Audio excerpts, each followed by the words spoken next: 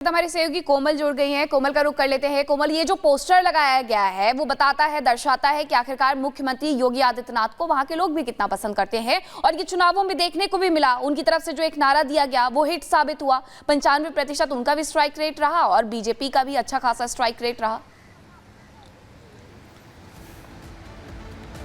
बिल्कुल, देखिए महाराष्ट्र के इस बम्पर जीत को लेकर के लगातार क्रेडिट जो है वो मुख्यमंत्री योगी आदित्यनाथ को दिया जा रहा है। अब जिस तरह से पोस्टर्स लगा दिए गए हैं, आपको याद होगा कल जो यहाँ के प्रदेश अध्यक्ष है उन्होंने एक पीसी की थी। उन्होंने उस पीसी करते हुए साफ तौर पर देखिए कहा था कि हमारी तो डिमांड थी कि मुख्यमंत्री योगी आदित्यनाथ जो है वो और भी जनसभा करे। अगर वो और भी जनसभा करते तो जो 2-3 सीट है वो भी बढ़ जाती। जो आंकड़े अभी आए हैं बीजेपी के, शायद वो आंकड़े और भी बढ़ जाते। तो इस तरह की डिमांड जो है वो महाराष्ट्र में योगी आदित्यनाथ की थी। जिस तरह के नारे उन्होंने दिए कि बटोगे तो कटोगे, जब बीच में पब्लिक के बीच हम गए, लोगों का रिएक्शन लिया तो लोगों के अंदर भी ये स्लोगन को लेकर के काफी ज्यादा देखिए लोग काफी इंप्रेसिव नजर आ रहे थे और साथ ही साथ साफ तौर पर कह रहे थे कि योगी का जो मैजिक है वो महाराष्ट्र में चला है और योगी के इस मैजिक में जो सफलता का श्रेय है, जो यहाँ के बड़े चेहरे हैं, महाराष्ट्र के बड़े चेहरे हैं, वो भी योगी आदित्यनाथ को सफलता का श्रेय देते हुए नजर आ रहे हैं। पोस्टर्स लगा दिए गए हैं, शुक्रिया और अभिवादन कर रहे हैं। तो देखिए ये एक बहुत बड़ी बात है कि लगातार देखिए जो चुनाव में बीजेपी की बात करें तो देखिए बीजेपी की जो जीत की एक आंधी आई है। वोटिंग परसेंटेज की बात करें उसमें काफी बढ़ोतरी देखने को मिली, वोटिंग के नंबर्स पर बात करें उसमें काफी ज्यादा बढ़ोतरी देखने को मिली। तो देखिए सबको पछाड़ दिया बीजेपी ने महाराष्ट्र में। जो उम्मीदें थी उस उम्मीदें से कई गुना ज्यादा जो वोट है वो बीजेपी उम्मीदों से कई गुना ज्यादा वोट मिला है और वजह यह भी है कि सबसे बड़ी पार्टी बनकर बीजेपी यहाँ उभरी है। बहुत शुक्रिया कोमल आपका जुड़ने के लिए और आगे बढ़ने के लिए। और चलिए अब आगे बढ़ते हैं, बात करेंगे संभल की जहां संग्राम छिड़ा हुआ है।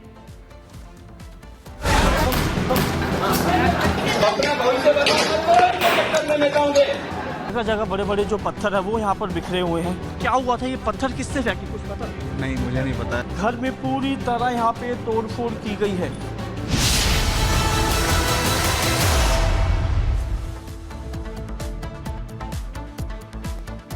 संभल मामले से जुड़ी हुई इस वक्त की बड़ी खबर आपको बताते हैं, जहां पर एफआईआर दर्ज हो गई है सांसद सपा के जो हैं उन पर, जियाउर रहमान बर्क पर ये एफआईआर दर्ज हुई है। आपको बता दें कि उनकी तरफ से लोगों को भड़काया गया है, ऐसे उन पर आरोप लगे हैं। और वो मीडिया से जब मुखातिब हुए थे, मीडिया के जब सामने आए थे, तब उनकी तरफ से ये कहा गया था कि यहाँ पर मस्जिद थी, मस्जिद है और मस्जिद ही रहेगी। भड़काऊ बयानबाजी उनके द्वारा की गई थी। अब संभल हिंसा में सपा सांसद जियाउर रहमान बर्क के खिलाफ यहाँ पर एफआईआर दर्ज कर ली गई है और इसी के साथ जो वहाँ के विधायक हैं उनके बेटे पर भी एफआईआर दर्ज की गई है। लेकिन ये बड़ी जानकारी है कि जिस तरीके से उनके द्वारा मीडिया में बयान दिया गया था और उसके बाद वहां पर हिंसा भड़की है, इस पूरे मामले को देखते हुए अब उन पर भी एफआईआर दर्ज कर ली गई है। कल जिस तरीके से 7 बजे सुबह टीम पहुंचती है, सर्वे का काम शुरू होता है, 11 बजे तक वहां पर भीड़ इकट्ठी हो जाती है, पत्थरबाजी की जाती है।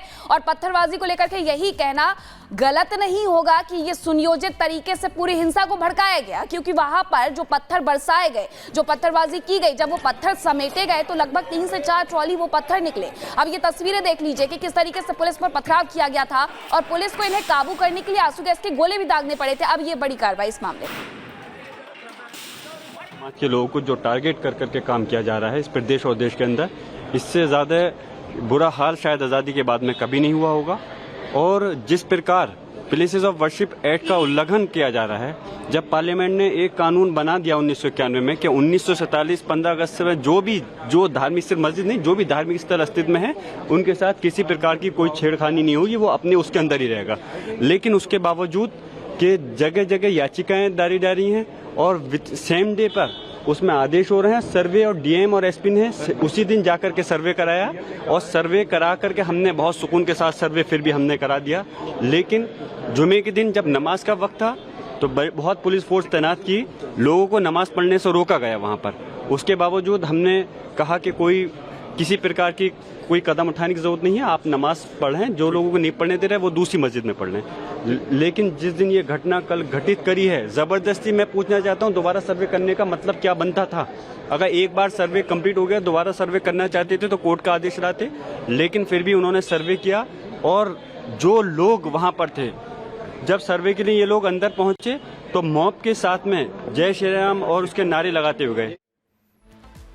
तो जियाउर रहमान बर्क, जिनके खिलाफ जो सांसद है संभल के जो केस है वो भी दर्ज होता हुआ नजर आ रहा है। और वही बड़ी अपडेट आपको संभल के हालात को लेकर बताएं, जहां पर हालात तनावपूर्ण अभी भी बने हुए हैं और वहीं सुरक्षा के मद्देनजर स्कूल और कॉलेजेस को बंद किया गया। ये बड़ी जानकारी आपको दे रहे हैं। संभल में भारी संख्या में पुलिस बल की तैनाती भी की गई है और शहर के सभी स्कूल कॉलेज को बंद किया गया है। 1 दिसंबर तक बाहरी लोगों की जो एंट्री है वो भी बैन की गई है। इस वक्त हम मौजूद हैं संभल के शाही जामा मस्जिद की बैक साइड पे, जहां से हिंसा भड़कना शुरू हुई थी, जहां दंगाइयों ने पुलिस पार्टी पे पथराव किया था। फिलहाल पूरे इलाके में माहौल शांतिपूर्ण बना हुआ है। पूरे इलाके में आपको सिर्फ यूपी पुलिस के जवानों की तैनाती नजर आ रही होगी, क्योंकि संभल में धारा 163 लागू है, यानी कि 4 से ज़्यादा लोग जो है एक जगह पे एकत्रित नहीं हो सकते हैं। इसके अलावा पूरे इलाके में जो है पुलिस फ्लैग मार्च निकाल रही है। DIG हो या SP रैंक के जो अधिकारी हैं वो इलाके में आके पेट्रोलिंग कर रहे हैं और जो तमाम पुलिस कर्मियों को यही आगाह किया जा रहा है कि जो लोग घरों से बाहर निकल रहे हैं उनसे अपील की जाए कि माहौल शांतिपूर्ण बनाए रखें, अपने घरों से कम बाहर निकलें, क्योंकि जो माहौल है पूरे इलाके में तनावपूर्ण बना हुआ। लेकिन एहतियातन तौर पर जो है पुलिस को पूरे इलाके में डिप्लॉय किया गया है।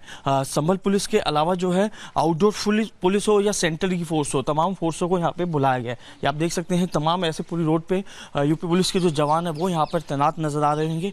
इसके अलावा पुलिस अधिकारी जो हैं सोशल मीडिया पे भी नजर रखे हुए कि आखिरकार कोई भी जो शख्स है संभल हिंसा से जुड़ी भड़काऊ पोस्ट अपलोड करता है या कोई भड़काऊ वीडियो अपलोड करता है तो उस अकाउंट का डिटेल निकाला जाए, उस पोस्ट को डिलीट करवाया जाए। तो एक टीम जो है साइबर की जो है सोशल मीडिया पे नजर रखे हुए। लेकिन ताज़ा अपडेट यह है कि बीती रात जो है संभल पुलिस ने जगह जगह पे छापेमारी की है। छापेमारी के दौरान कई लोगों को हिरासत में लिया गया है और ये बताया जा रहा है जिन 15 लोगों को पहले पुलिस ने डिटेन किया था उनसे पूछताछ की गई और उनकी ही निशानदेही पे जो है देर रात जो है अलग अलग जगहों पर रेड की गई। रेड के दौरान कई लोगों को हिरासत में लिया गया है, लेकिन अभी आंकड़े साफ नहीं हो पाए हैं कितने लोगों को डिटेन किया है। लेकिन सभी लोगों से पूछताछ की जा रही है जिससे तमाम जो बातें हैं वो साफ हो सके कि आखिरकार किसके कहने पर जो है इस पूरी हिंसा को भड़काने की कोशिश की गई, ऐसा माहौल बनाने की कोशिश की गई जैसे कि दंगा यहाँ पे जो है उत्पन्न हो सके। लेकिन अब यूपी पुलिस ने